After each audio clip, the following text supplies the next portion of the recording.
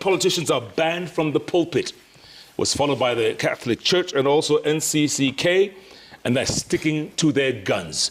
Archbishop, you are adamant about this. No politicians on the pulpit. Why?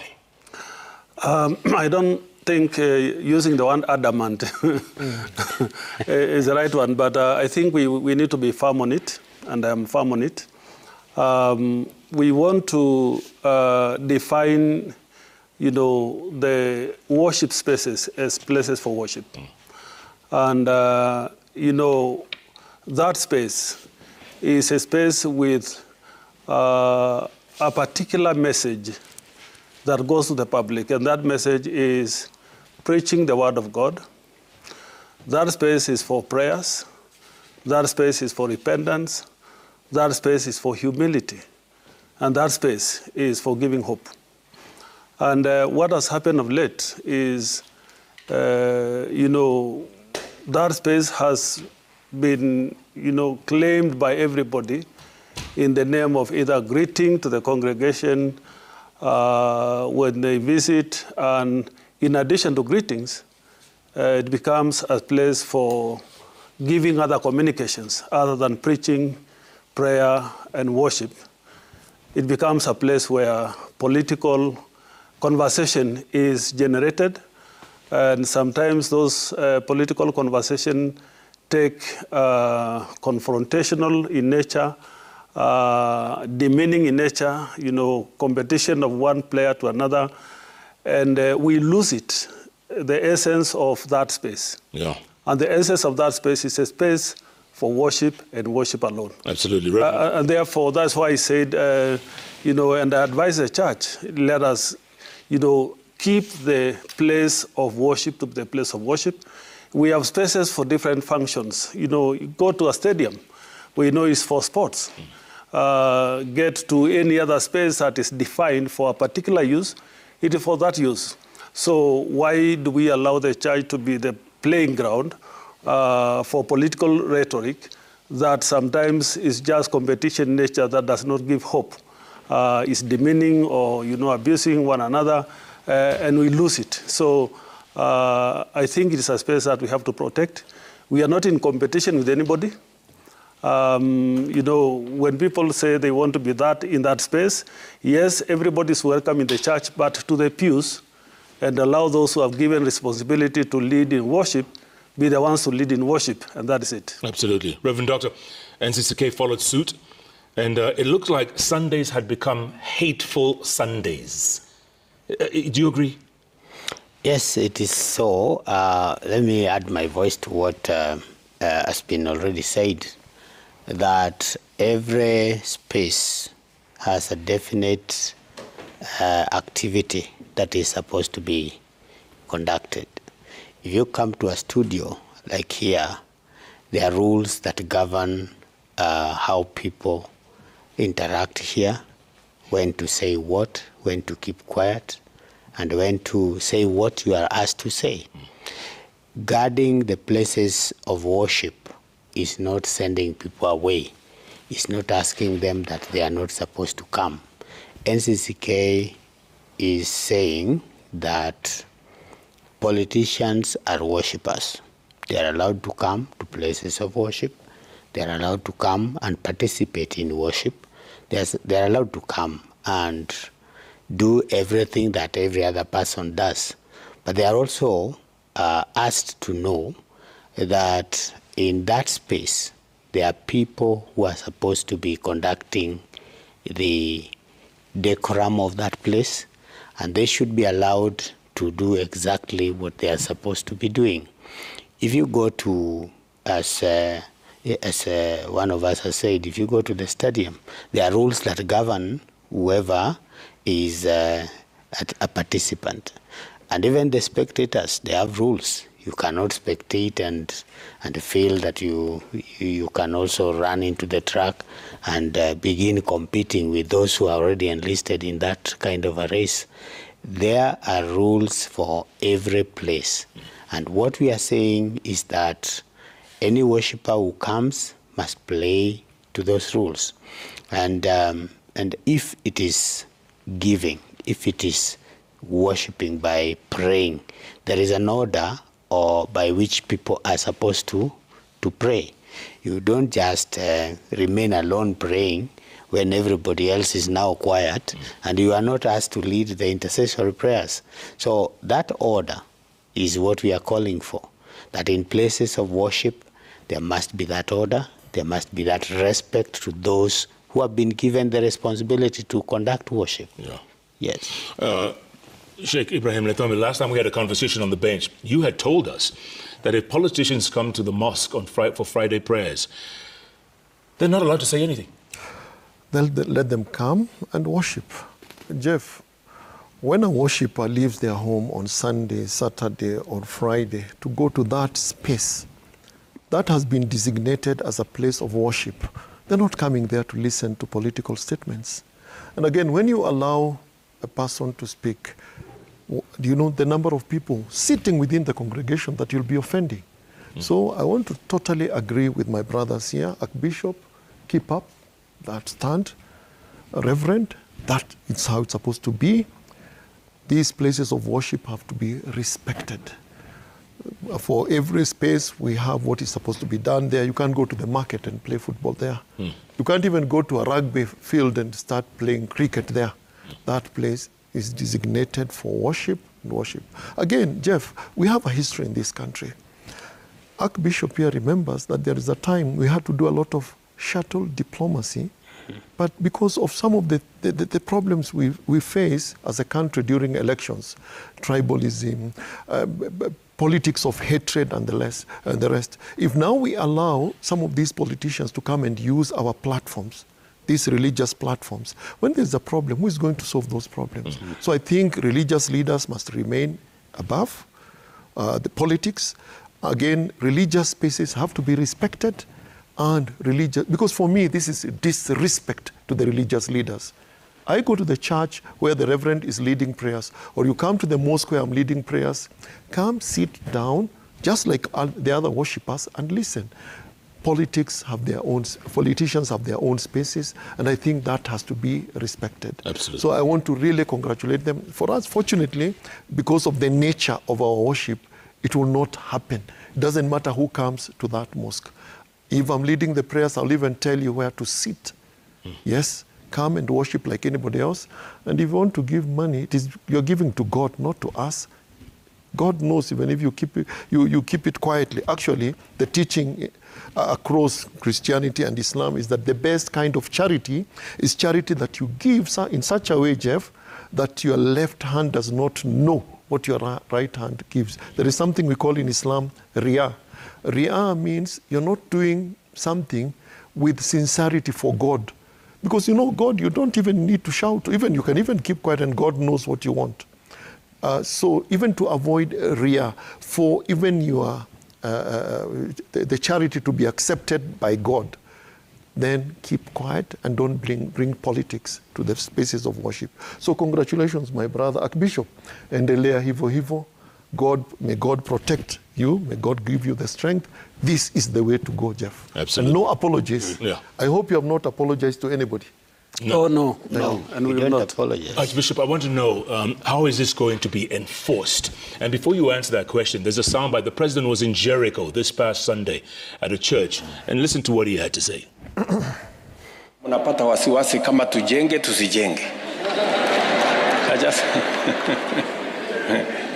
Let me tell you, tutamwaibisha shetani.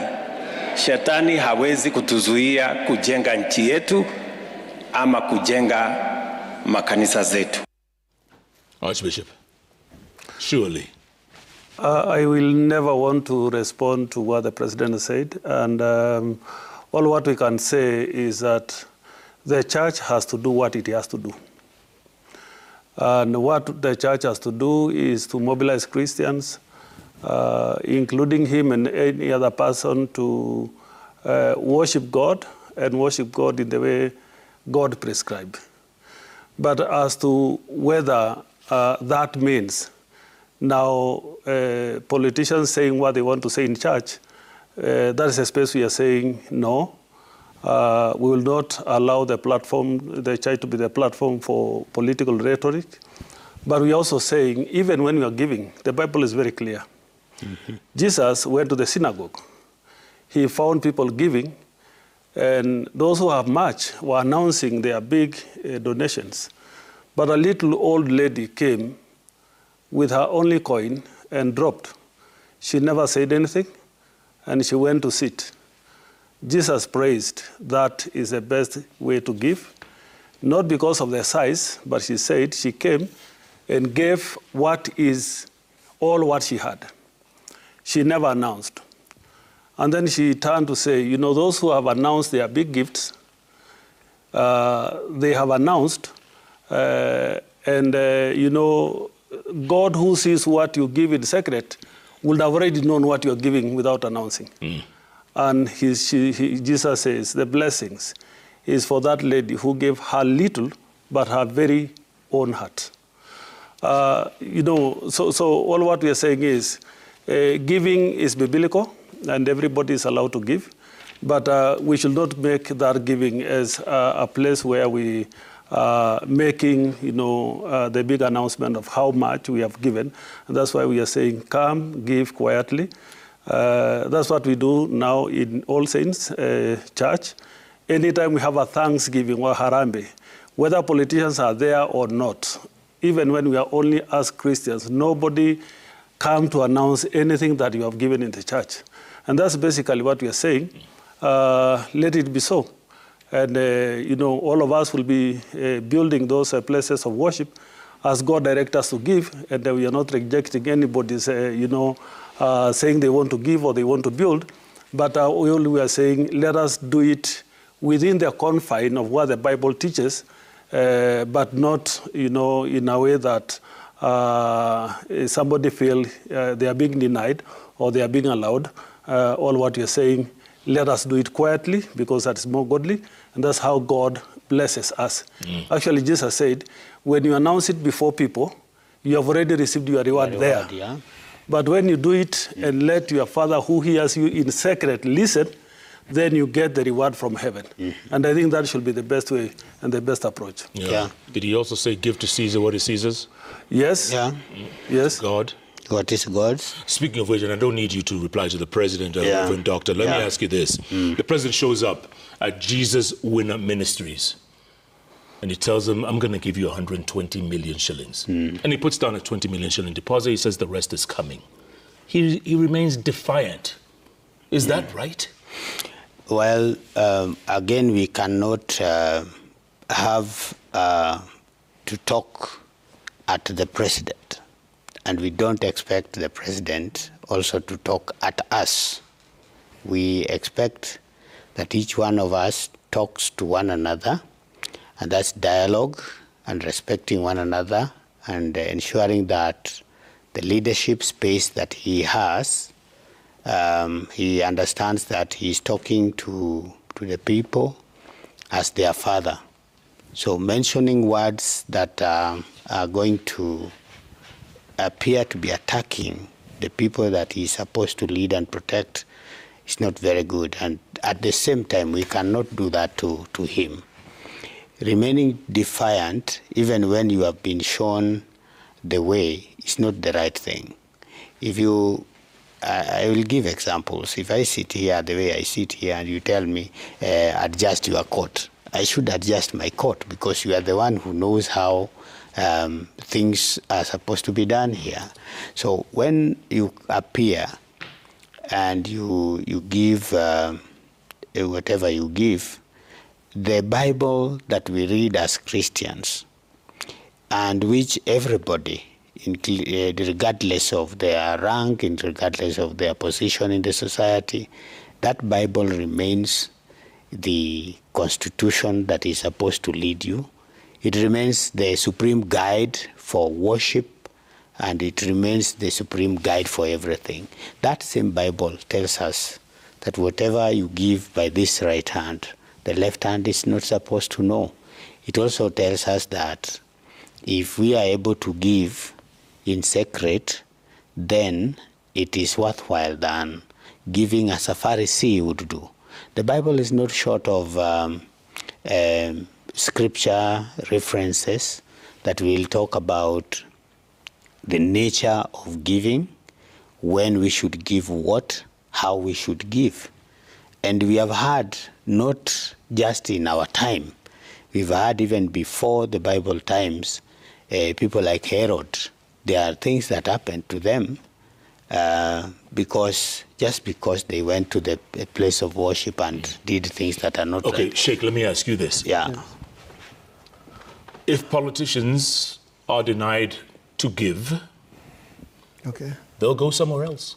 No, They'll give to youth groups, they'll give to women groups, they'll give money elsewhere, and then who's the biggest loser? Jeff, I think we need to get it right here. Yeah. I don't think anyone is telling them don't give. Yeah. I think that is not the issue, Jeff, here. I think we should get it right. You should give to God. God has given us whatever we have. It's a blessing from God, and we should give. Let me give you the Islamic perspective. You're told, whoever builds a house for God in this world, God will build for him a house in heaven. So all of us want that good place in heaven. Huko peponi, we want a good place there.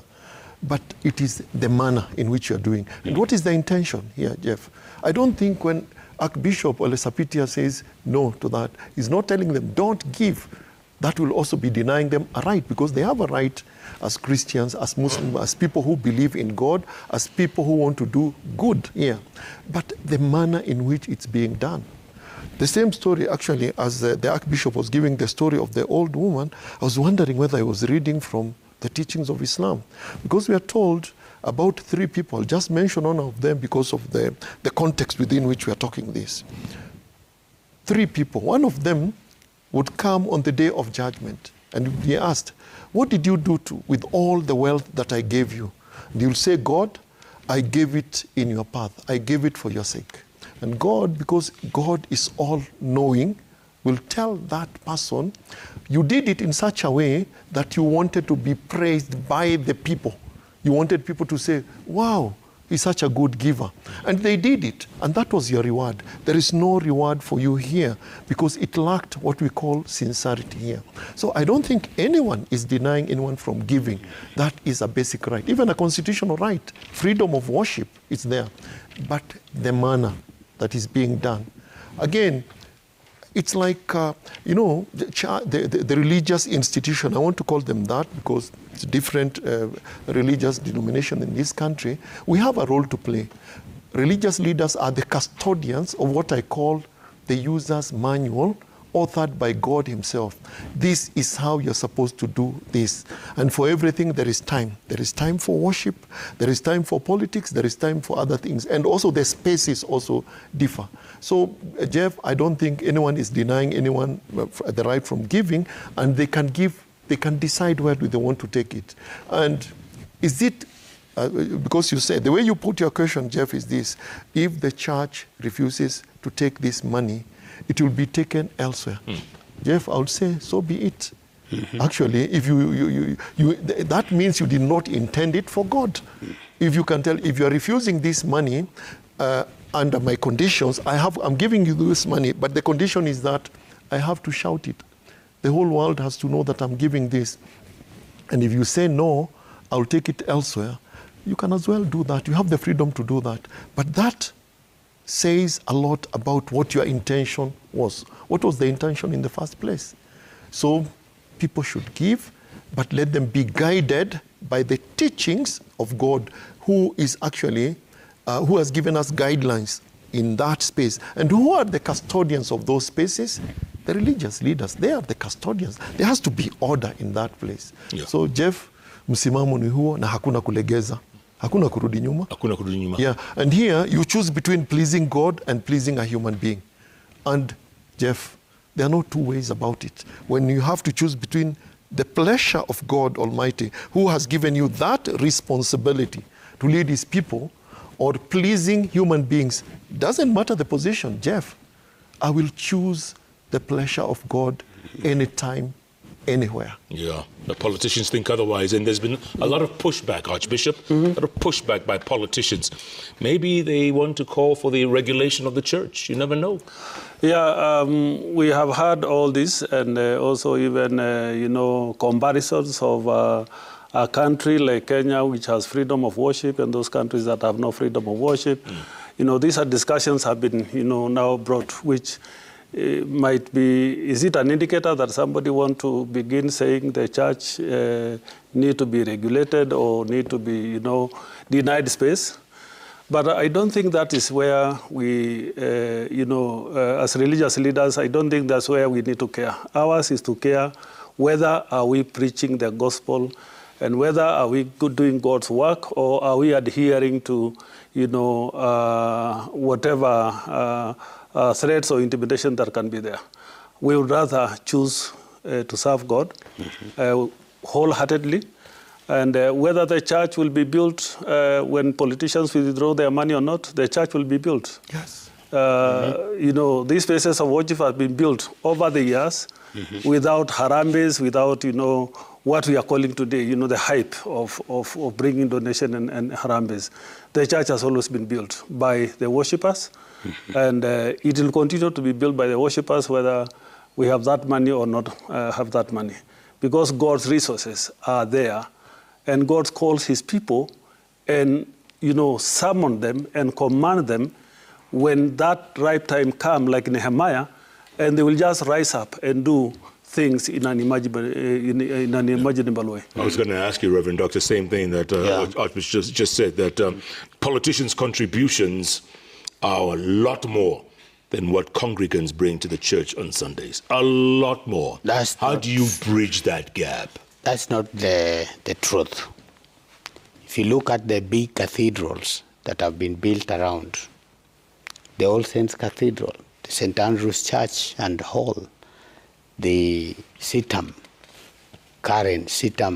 the Giam, look at all these churches that have been built. You will not hear of any politician who went there and gave big monies. I've been a minister for 26 years as a pastor ordained, and I don't think I've ever had those politicians come. So when they come and give like any other person, nobody has any problem with them.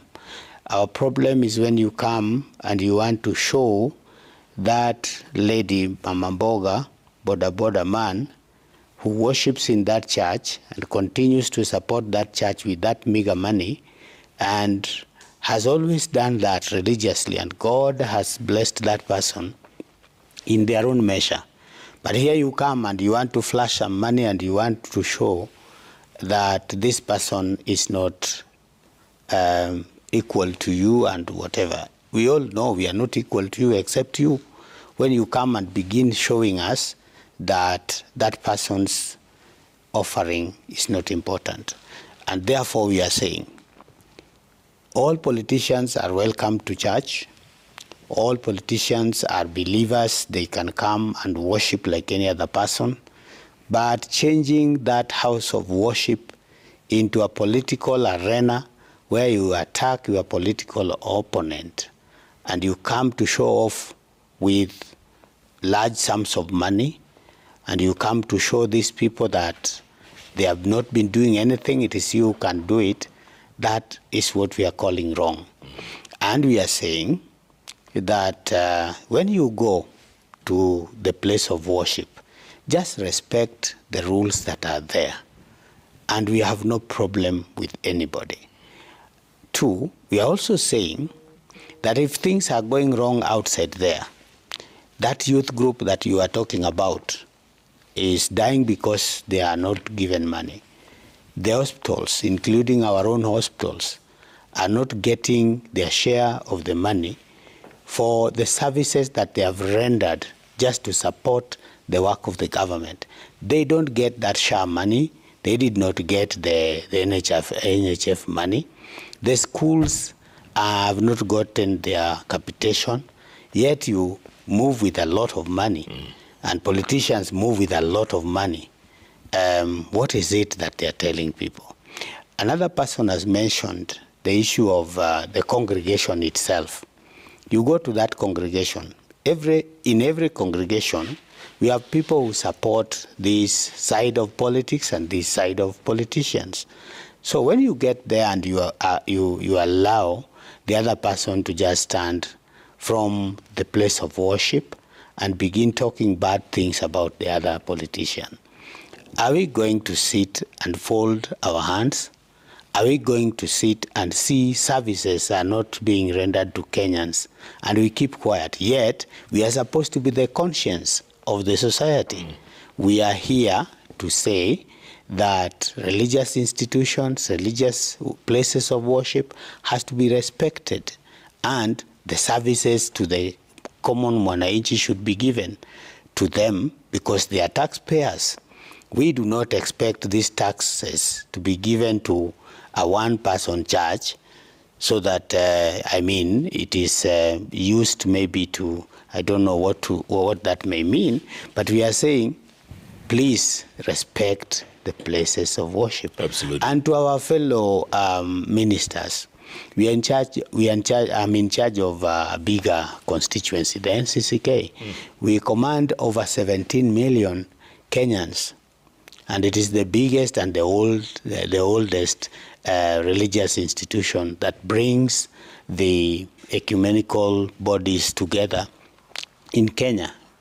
We tell our people that let's respect the politicians, but respecting them does not mean you allow them to abuse one another in church and to abuse the places of worship. Absolutely. Gentlemen, I want to take a break, come back. The other day, Transparency International came out with a report that said corruption is an ethical and moral issue. Question I want to ask you when we come back is, has the church failed us? Has the mosque failed us? Have we been failed by our religious leaders when corruption is an ethical and moral issue? I also want to talk about the state of the nation. You know, there's this mini cabinet reshuffle today. IEBC is being reconstituted, pole, but it's coming along. And other issues that are affecting Kenya today. What do you all think? Let's have your comments and questions. At Koinange Jeff, at Citizen TV Kenya, the hashtag JKLIVE. JKLIVE takes a break. We'll be back in a moment.